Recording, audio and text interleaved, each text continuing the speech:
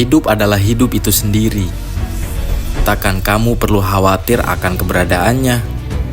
Sepantasnya kamu hanya perlu untuk menjalani. Juga tidak ada yang perlu untuk disesali. Selagi itu tidak membuatmu mati, maka kamu hanya perlu untuk menikmati. Usah risau, karena sekali lagi hidup adalah hidup itu sendiri.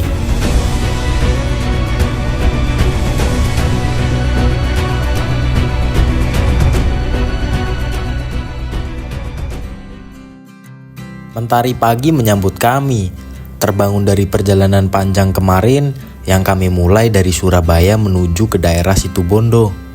Sebelum akhirnya saya memulai packing dan kembali beranjak untuk menyeberang ke daerah NTB, Nusa Tenggara Barat. Mau kemana bang? Mau kemana? Mau ke Labuan Lembar. Labuan Lembar dulu ya? Lembar, ya. Labuan Lembar dulu. Bukan ke Jangkar dulu ya? Oh Baru iya, ke ke Lembar. Jangkar Situbondo. Ya, jadi kita mau berangkat ke pelabuhan setelah transit 1 malam di Situbondo. Sebut saja Asrofi, kawan saya yang akan menemani perjalanan panjang menggunakan motor ini. Fakta menariknya, dia baru pernah naik kapal, jadi ini memang pengalaman pertamanya. Kami mendapatkan fasilitas yang cukup nyaman di kapal ini, karena jika tidak, perjalanan 11 jam menuju pelabuhan Lembar akan sangat melelahkan. Lebih-lebih, perjalanan membawa kendaraan seperti ini butuh cukup banyak istirahat agar tidak kewalahan di jalan nantinya. Sekarang posisi sudah ada di kapal. Gimana perasaan Anda, Bang? Oh ini pengalaman pertama kali naik kapal. Jadi dia pertama kali naik kapal. Pertama kali naik kapal kemana? Ke Lembar. Lembar ya. Oke. Semoga selamat sampai tujuan ya. Amin. Oke, doakan saja. Kelana Rimba adalah ekspedisi 34 provinsi. Ini provinsi yang kelima. Setelah beberapa provinsi sebelumnya, karena terkendala alat yang seadanya, saya baru bisa merilis video di provinsi kelima. Ini pun dengan alat yang secukupnya. Tidak jadi masalah. Yang penting, kamu bisa menikmati video ini. Jadi kita akan melakukan perjalanan ke Provinsi Nusa Tenggara Timur setelah kemarin dari Provinsi Nusa Tenggara Barat. Ini adalah perjalanan chapter kelima dari ekspedisi 34 provinsinya Kelana Rimba. Sebelum kita memasuki Provinsi NTT, kita perlu nyebrang dulu dari Pelabuhan Situbondo ke Pelabuhan Lembar. Setelah itu kita melakukan perjalanan darat selama 3-4 jam mungkin. Terus nanti kita berlanjut ke Sumbawa dan ikuti ceritanya aja nantilah.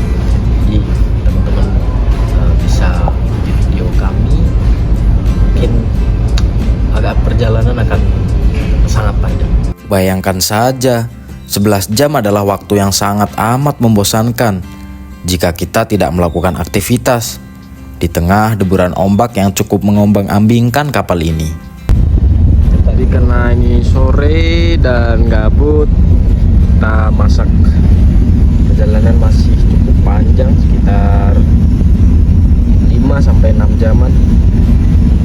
Dan ini suasana sunset di atas kapal yang kita tumpangi.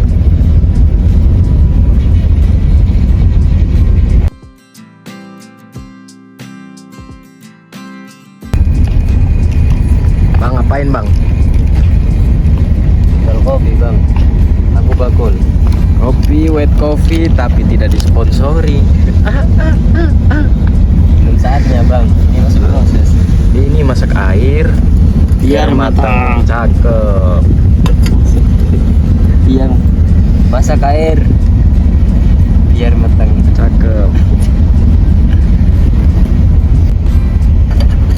Tips buat kamu-kamu yang pengen naik kapal tapi lebih menghemat biaya, maka bawa kompor sendiri, portable, terus bawa kopi sendiri, sama masak air sendiri. Jadi lebih hemat daripada kita beli di kantin di kapal yang harganya mahal.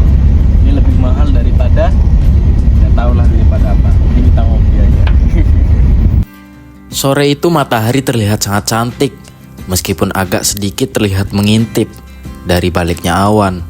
Kata Asrofi, Mungkin mataharinya malu karena ada dia yang lebih elok darinya.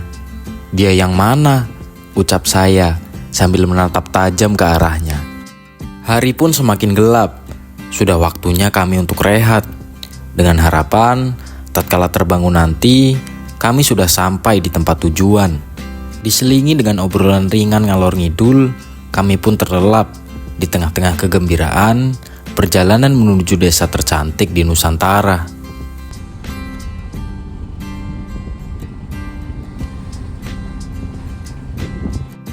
Benar saja, pukul 3 dini hari, kami pun sampai di Pelabuhan Lembar. Tanpa banyak dokumentasi, kami langsung menuju pelabuhan selanjutnya untuk kembali menyeberang ke pulau berikutnya. Sekarang saya sudah ada di kapal dan akan menyeberang ke pelabuhan yang ada di NTB. Ini adalah pelabuhan Kayangan yang ada di Lombok. Jadi setelah tadi nyebrang dari situ Bondo ke Lombok, kita akan nyebrang 2 kali dari sekarang ke pelabuhan NTB. Setelah itu nyebrang lagi ke Labuan Bajo, tepatnya di pelabuhan Labuan Bajo NTB. Kapal kedua agak sedikit berbeda dengan sebelumnya. Bedanya, kami langsung tertidur lelap. Lagi-lagi agar tenaga kami cukup sampai tujuan sana. Sekedar informasi, selain tenaga, sialnya kami juga harus menghemat handphone yang kami gunakan untuk merekam. Musabab, hanya ini alat rekam seadanya kami. Jadi kami tidak banyak merekam di perjalanan darat yang teramat panjang itu. Singkatnya, kami sampai di titik awal trekking menuju ke desa Werebo. Jadi, maklumi kami. Setelah semalaman kami menginap, paginya pun langsung bergegas untuk trekking menuju desa adat Werebo. Ini saya mulai trekking ke Werebo. Trekking mulai pukul 7.31 dari pos 1.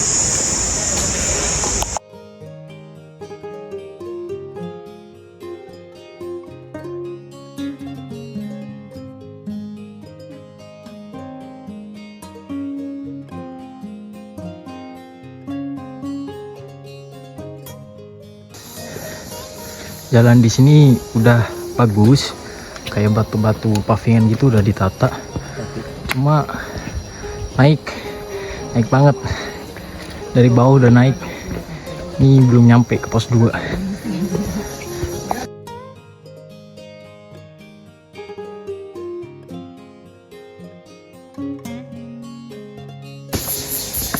Jadi nanti kita akan menemukan batas aspal seperti ini dan kita akan masuk ke hutan lagi, jalan-jalan yang didominasi dengan tanah.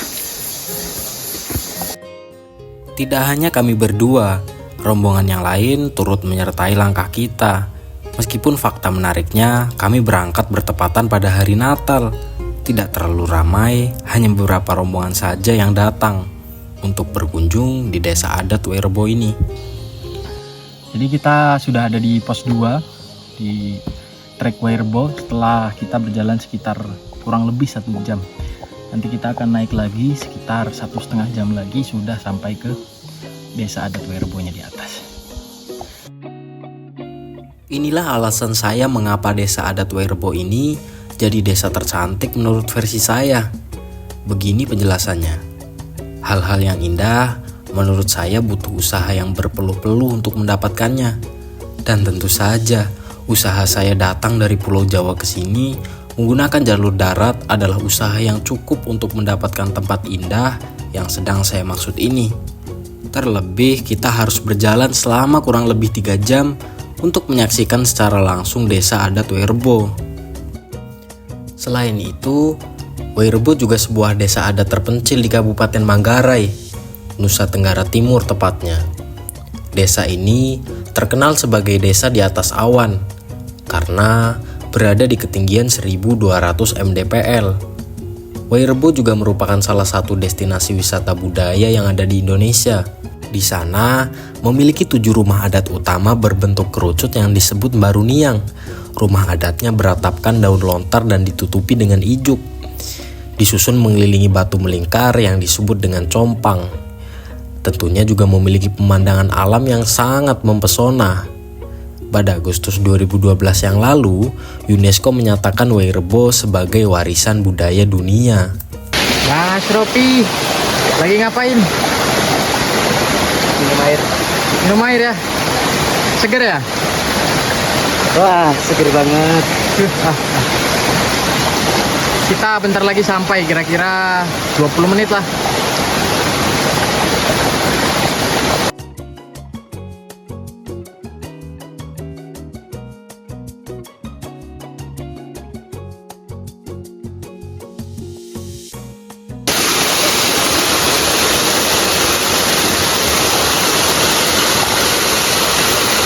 Terus. Jadi kalau di sini banyak sumber mata air, kalian bisa ngambil di air-air yang mengalir di sini. Jadi bisa kita manfaatkan. Jika berkunjung di sini, kita akan menemukan beberapa aliran air dan bisa digunakan untuk kebutuhan kita saat trekking. Oh iya, melanjutkan pembahasan Way Rebo, di sini juga dikelilingi oleh pegunungan dan hutan tropis yang lebat. Nilai tambahnya, Way Rebo terbilang cukup dekat dan berbatasan langsung dengan Taman Nasional Komodo. Jadi selain kamu datang ke Way Rebo, kamu juga bisa berkunjung ke Pulau Komodo serta Pulau Padar yang ada di sana.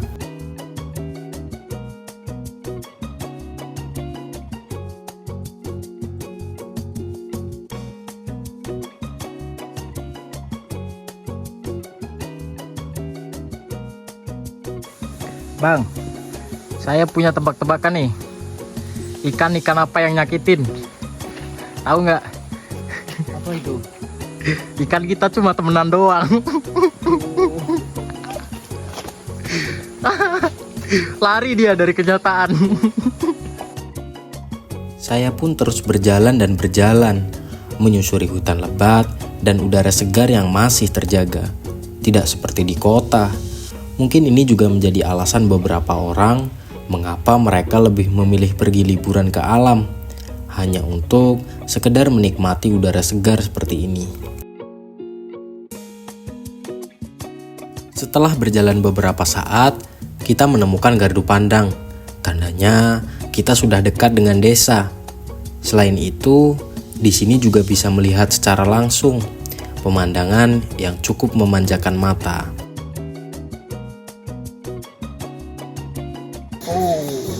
Dari sini sudah kelihatan Way Rebo. Ini dia.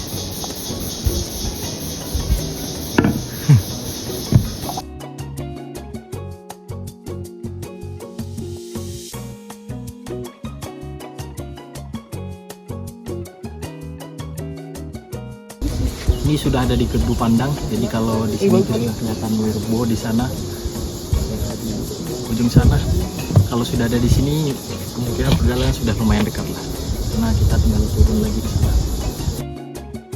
Saya pun bergegas turun dan melanjutkan perjalanan, mengingat waktu sudah cukup siang, karena kami tidak menginap di sini, alias langsung turun.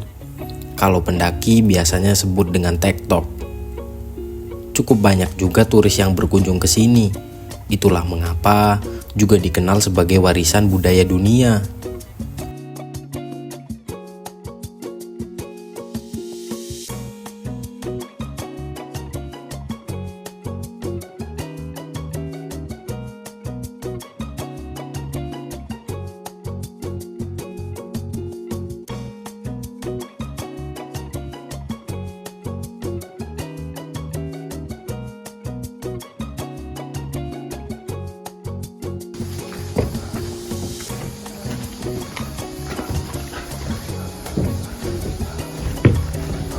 Kalau di sini harus tempat ini nanti biar petanda kalau ada tamu datang.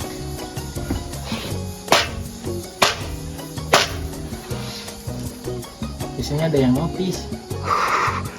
Sudah biasa gak di notice bang. Rumah kamu.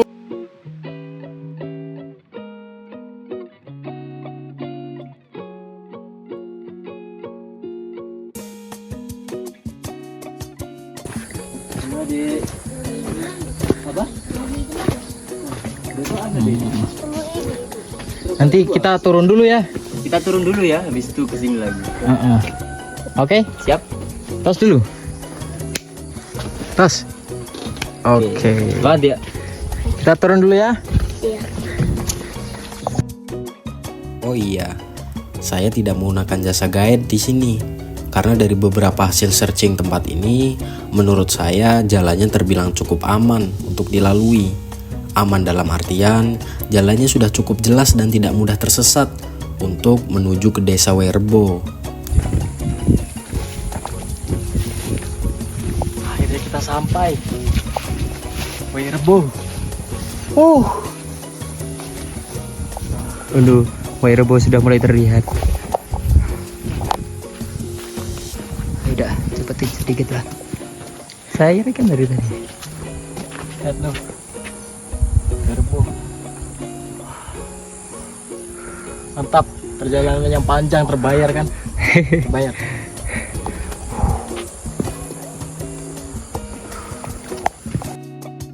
Akhirnya, setelah perjalanan panjang, selamat datang untuk saya dan Asrofi di desa Wairebo.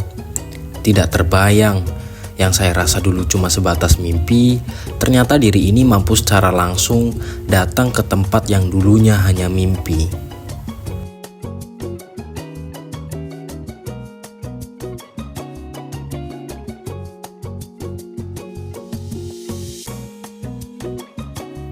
Namun sebelum menikmati desa ini, kami harus melakukan adat wajib sebagai ucapan selamat datang dan menjadi bagian dari Wairebo. Selain itu, juga dikenakan biaya adat seikhlasnya, serta biaya registrasi wisata sebesar 200.000 per orang karena kita tidak menginap. Jika menginap, diharuskan membayar sebesar 350.000 besarnya.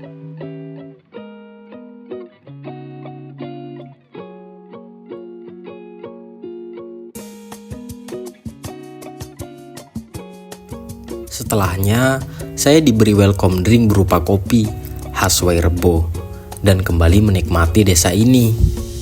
Ini rombongan lain yang sedang mencoba kain khas Wairebo. Lihat saja, sedang dipakaikan oleh ibu adatnya. Kawan Kelana, jadi sekarang saya sudah ada di Wairebo, kampung adat yang ada di NTT.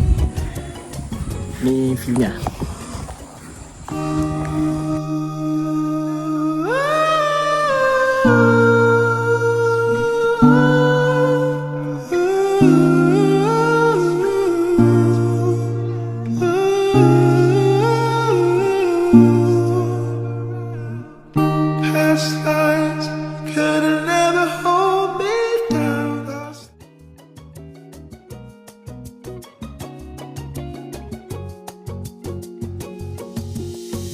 Setelah menikmati desa dan cukup selebrasi, kami pun bergegas untuk melanjutkan makan siang yang disuguhi oleh desa adat Wairebo. Jadi kali ini kita makan siang di Wairebo. Ini makanan yang cukup enak dan cukup berbeda dengan hari-hari biasanya kita makan di rumah adat Wairebo. Meskipun menunya terbilang sama, namun bedanya adalah kenikmatan ketika kita menikmati makan ini di desa yang cukup berbeda. Ini ada di video. Ini habis makan, guys. Lihat. Ini dijual. Jadi kalau mau beli, teman-teman bisa ada kain, ada sarung. Ya, di dalam rumah adatnya. Ini